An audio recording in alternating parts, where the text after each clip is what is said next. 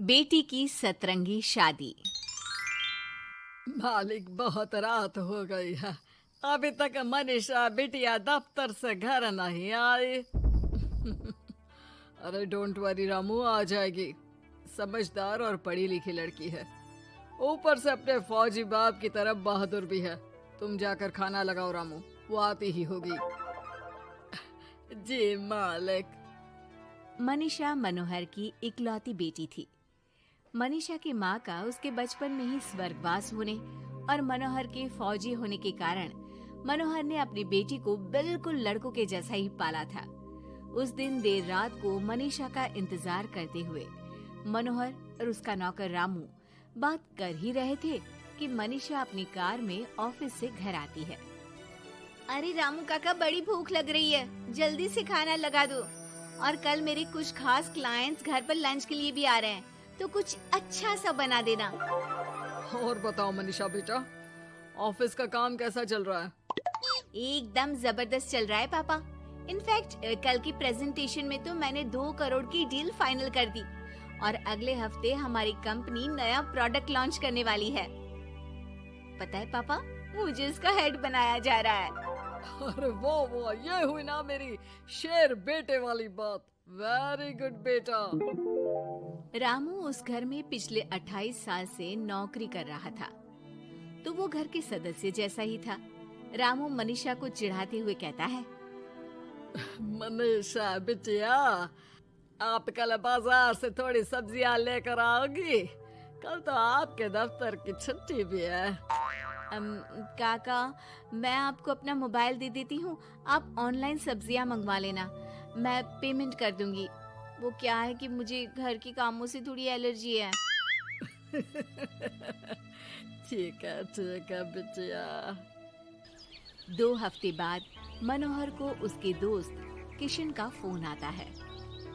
अरे मनोहर, हमारी मनीषा बेटी के लिए एक बहुत अच्छा रिश्ता आया है। लड़का इंजीनियर है दुबई में। तू कहे तो बात आगे बढ़ाऊं?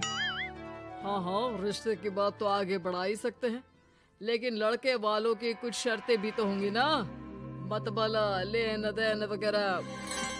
अरे यार, लेन देन जैसी तो कोई शर्त नहीं है उनकी। बस लड़की पढ़ी लिखी और घरेलू होनी चाहिए, जो कि यहाँ इंडिया में अपने सास ससुर की सेवा करे और घर संभाल सके। अरे यार किशन, तू तो मनीषा को जानता ही है, पढ़ी लिखी और जिम्मेदार तो है वो, लेकिन घर के नहीं बाहर के कामों में मुझे नहीं लगता कि वो मानेगी। लेकिन फिर भी मैं उसे पूछ के बताता हूँ तुझे। मनोहर अपनी बेटी से उसके लिए आए रिश्ते की बात करता है और उसे लड़के वालों की शर्त के बारे में भी बताता है, जिस पर मनीषा कहती है, पापा आप तो जानते हैं ना कि मुझे घर के कामों में कोई इंटरेस्ट नहीं है और आपने मुझे पढ़ा लिखा के अपने पैरों पे खड़ा होना सिखाया। क्या इस दिन के लिए कि एक दिन मैं शादी करके किसी का घर संभालूं? ना, मुझे नहीं करनी शादी वादी, आप मना कर दो उन्हें। इतना कहकर मनीषा घर से बाहर चली जाती है। रास्ते में उसे उसकी फ्रेंड का फोन आता है, जो उसे बाकी फ्रेंड्स के साथ एक रेस्टोरेंट में बुलाती है। मनीषा जाना तो नहीं चाहती थी, लेकिन उस रिश्ते की बात से हुए खराब मूड को बदलने के लिए वो चली जाती है। मनीषा और उसके दोस्त एक टेबल पर बैठे होते हैं कि उसकी नजर उसी रेस्टोरेंट में गिटार बजा रहे एक लड़के पर पड़ती है, जो मनीषा की फेवरेट धुन बजा रहा होता है। मनीषा झट से सारी बातें भूलकर उस गिटार की धुन में खो जाती है। थोड़ी देर बाद सब उस लड़के की परफॉर्मेंस पर तालियां बजाते हैं, तो मनीषा भी स्माइल करके तालियां बजाने लगती है। उसी शाम जब मनीषा घर जा रही होती है, तो उसे वही लड़का दिखता है जो रेस्टोरेंट में गिटार बजा रहा था। वो अपनी गाड़ी रोक कर उससे पूछती है कि हाय, तुम वही हो ना जो थोड़ी देर पहले रेस्टोरेंट में गिटार बजा रहे थे? I am so impressed with your talent. Actually वो मेरी फेवरेट धुन थी। जी थैंक यू, ये मेरा शौक भी है और इससे मेरी थोड़ी बहुत गुजारे लायक कमाई भी हो जाती है। अच्छा, और क्या करते हो?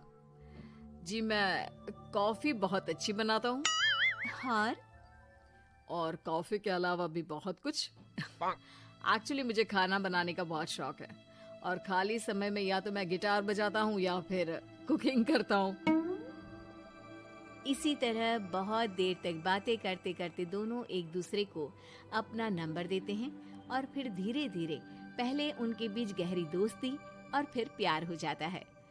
फिर एक समय आता है जब दोनों शादी करने का फैसला करते हैं। मनीषा अपने पापा को गौतम के बारे में सब बताती है। मनोहर को गौतम बहुत अच्छा तो नहीं लगता, लेकिन अपनी इकलौती बेटी की खुशी के लिए वो हाँ कह देते हैं। दोनों की शादी हो जाती है। और एक दिन, अरे गौतम बेटा, क्या बात है, बहू रानी तो आते ही दफ्तर जाने लगी। सुबह जाती है, देर रात को आती है, और तू घर पे रहता है, तो घर भी तुझे ही तो संभालना पड़ता होगा ना अभी। जी आंटी जी, वो मेरा काम कुछ कम ही चल रहा है और घर चलाने के लिए किसी को तो दफ्तर जाना ही पड़ेगा ना, तो मनीषा ही चली जाती है और मैं घर पे रहकर सारा दिन करूँगा क्या, तो घर ही संभाल लेता हूँ। हाँ बेटा, कह तो तू सही रहा है, लेकिन समाज को क्या कहेगा? समाज के भी कुछ नियम कायदे होते हैं, लेकिन यहाँ तो उल्टी ही गंगा बह रही है। अच्छा, मैं तो चलती हूँ बेटा।